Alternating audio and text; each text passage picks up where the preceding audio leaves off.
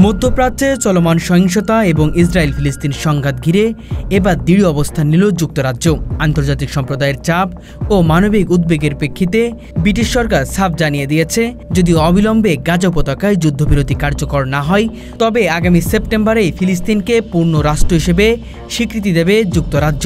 কূটনৈতিকভাবে এই বার্তা বিশাল তাৎপর্য বহন করেছে, কারণ যুক্তরাজ্য পশ্চিমা বিশ্বে যুক্তরাষ্ট্রের অন্যতম প্রধান মিত্র এবং ন্যাটো নিরাপত্তা পরিষদের স্থায়ী সদস্য।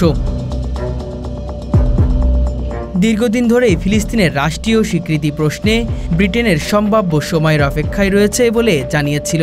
তবে গাজায় ক্রমবর্ধমান মানবিক বিপর্যয়, হাজার হাজার বেসিক মানুষের মৃত্যু এবং ইসরায়েলের সামরিক আগ্রাসনের প্রেক্ষিতে যুক্তরাজ্য সরকার মনে করছে আর চুপ থাকা চলবে না।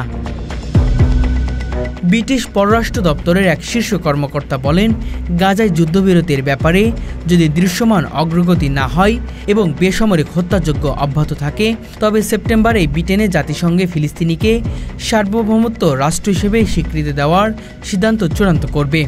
এর আগে স্পেন, আয়ারল্যান্ড, নরওয়ে, সেভেলেনিয়া সহ বেশ কয়েকটি ইউরোপীয় দেশ ফিলিস্তিনকে আনুষ্ঠানিকভাবে রাষ্ট্র হিসেবে স্বীকৃতি দিয়েছিল, যা পশ্চিমা রাজনীতিতে এক নতুন মোড় তৈরি করেছে।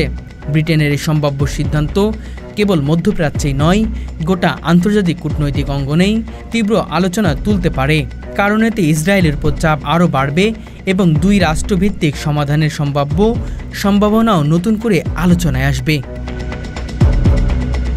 1912 সালের 29শে নভেম্বরে জাতিসংঘের সাধারণ পরিষদে অনুষ্ঠিত ভোটে 138টি দেশ পক্ষে, 9টি দেশ বিপক্ষে ও 41টি দেশ অনুপস্থিত থেকে ফিলিস্তিনকে নন মেম্বার অবজার্ভার স্টেট মর্যাদা দেয়।